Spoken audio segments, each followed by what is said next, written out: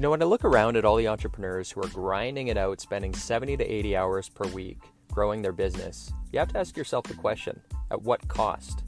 Hi, my name's Tim Uchuk, and in this podcast, we're going to be exploring the tools, tactics, and strategies for crushing it and scaling your business without making the ultimate sacrifice of your time and freedom.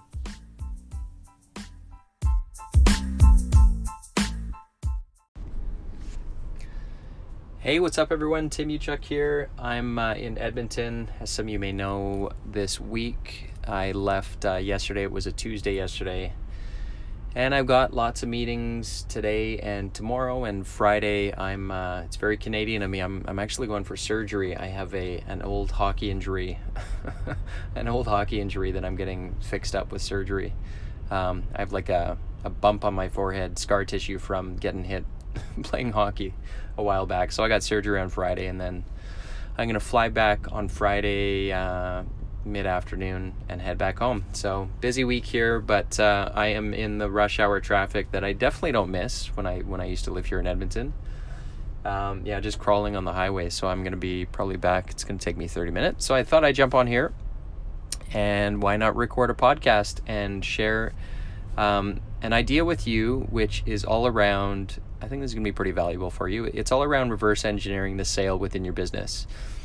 And it's a really important thing to understand, I think, when it comes to growing your business and understanding how to grow your business and understanding the types of activities that you engage in as well as your team engages in order to maximize your results in your business, which at the end of the day is sales. And of course, money is a reflection of value. Money is just a story. It's a reflection of value we've created out in the marketplace. So how do you do that? And I want to just kind of talk through, this is a little bit unscripted, so I might jump around a little bit, but really around how to think about reverse engineering your sales process so that you can understand where and how to spend and invest your time and your energy. And so if you think about your sale, typically for most businesses, unless we've got a commodity business where people just go on our website and purchase the thing, oftentimes there's a face-to-face, there's a human element that happens in front of the sale. So actually, if we go directly in front of the sale, there's probably an offer. There's some sort of a quote or an offer or presentation. So whether if you're a roofer or you got a construction company or you're a consulting firm, you present an offer, and that's just a bunch of value, all of the stuff that you're going to be doing, the products, the services, in exchange for the money. So there's an offer. It could be a presentation, a quote. You put the offer in front of the person, and they ultimately make a decision for a purchase. So reverse engineering that back, we've got, okay, the sale, in front of the sale is an offer. In front of the offer is a meeting. In front of that meeting, so the meeting, of course, is, especially most businesses, if you're selling a service, consultative selling is the way to go. So that's understanding the situation, what's the problem, what's the pain point, and is it a good fit? And so again, if you got a roofing company, construction, whatever, you're going to be going through a process, a meeting, a discovery type meeting, which happens even before you give them a presentation or an offer. So that's the step in front of the offer or the proposal is the meeting. Now, what's the step in front of the meeting? So in other words, what are the activities that drive those meetings? Because if you think about it, the more offers that we can put out there, that means that we're going to make more money, which means the more meetings that we can have are going to lead to more offers. And so how do we generate more meetings? Right? So we're tracing it back. And these are the activities. What is the smartest, most, the best bang for your buck activity that's going to generate these meetings is the question.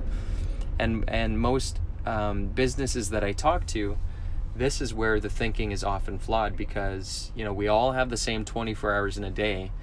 And I don't think I'd want to compete with someone who's armed with today's technologies and have myself and my team stuck with the old get in your car and knock on the doors hoping that you're going to hit somebody who's ready today to talk to you, because the reality of it, especially today, is we're just all busy.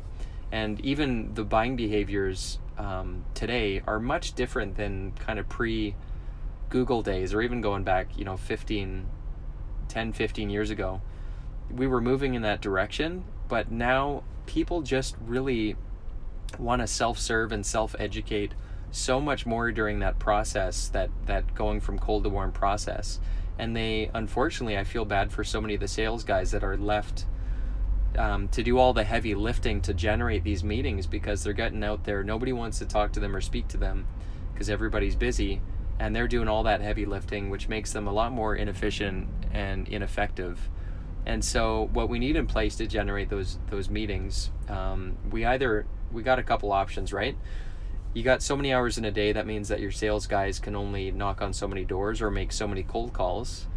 And there's basically two options with that. You're going to limit out on one salesperson, so now you got to hire another salesperson and another salesperson. And if they're all working inefficiently, then it's just a broken system, and it's going to break down. And again, as I mentioned, I would not want to have to compete with someone that actually was armed with a strategy here. So that's option one. Option two is to recognize and realize the importance of marketing as a strategy and as a tool for your sales team, so that they can spend the majority of their time on two steps in front of the sale. So remember, we were reverse engineering that sale, right? In front of the sale is the offer, or the proposal or quote or estimate. In front of that is the meeting. So this is what we want to drive if we're reverse engineering the sale. We want to have more meetings. And so how do we do that? We use marketing to generate the meetings, and the salespeople spend more time doing the meetings rather than generating the meetings. And how do we do that? We set up a trap line using modern marketing methods such as paid ads. A lot of people focus on getting your listings up on Google, and that's a good kind of long-term play, just to generate, hopefully we can get some incremental calls coming in and inquiries coming in on a daily. But if you really want to control your destiny and control the stability of your business, almost like you've got a gas pedal and you want to accelerate growth in your business, the only way to do that in a predictable way is through direct response advertising and basically spending money to drive those meetings. And if you're not doing that, it's a matter of time before you're going to get taken out, or at least you're going to be marginalized within your industry, because you simply cannot compete. And so the point of this is going through this exercise and looking at your business in terms of how are you generating the meetings that generate the proposals. And if the answer to that is you're doing just outreach and you're doing cold calling and door knocking, it's just you're going to be at a huge disadvantage.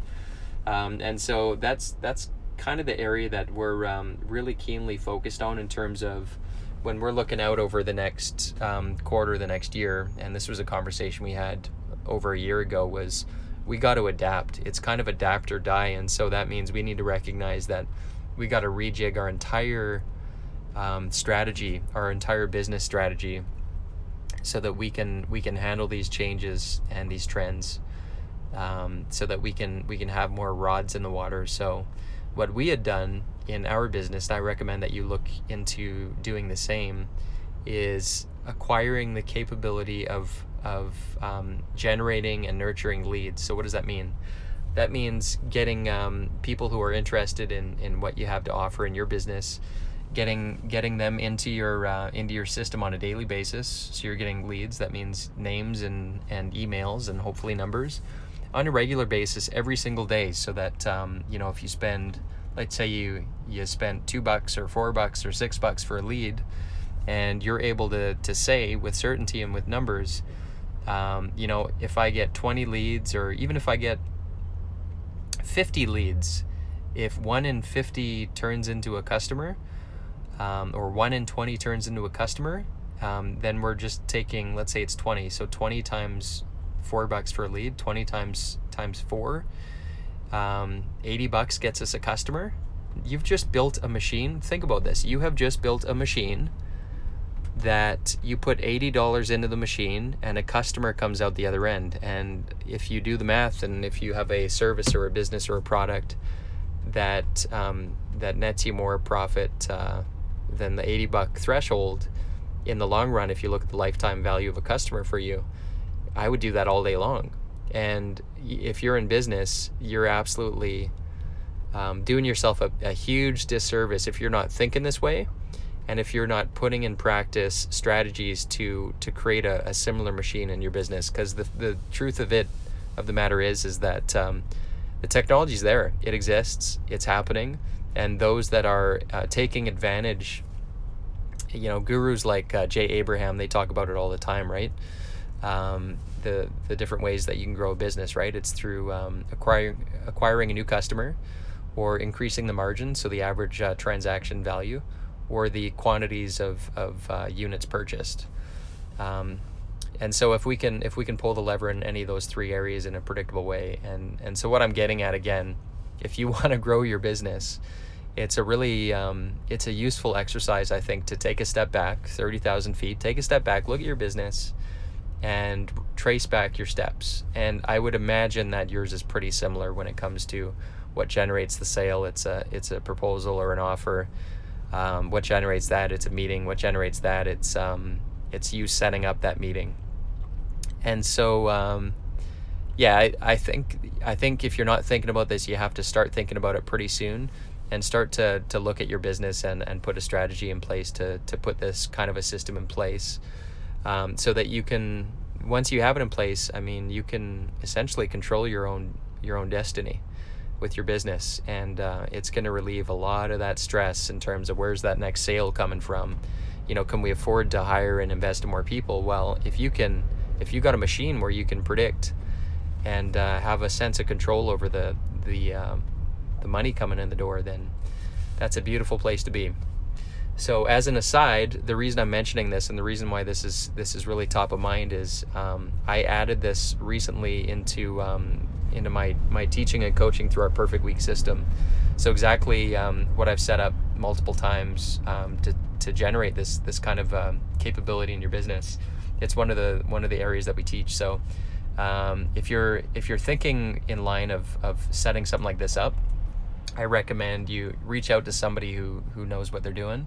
If you want some help, there's probably a link at the end of this, but feel free to reach out to me.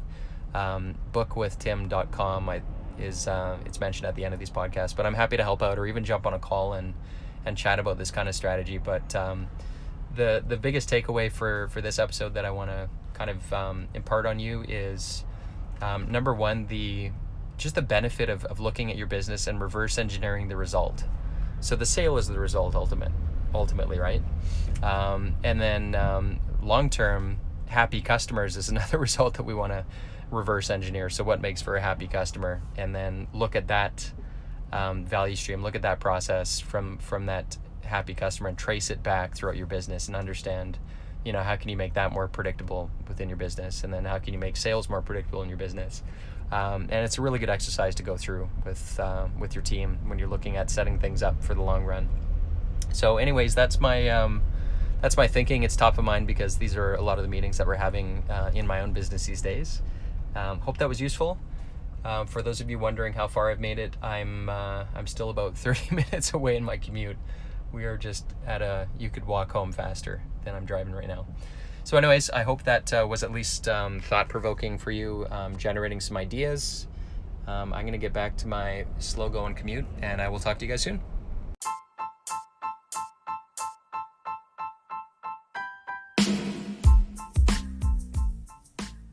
Hey, Tim Uchuk here, and real quick, if you enjoyed this podcast episode, if you could take a couple quick seconds to give it a rating, it would be very much appreciated.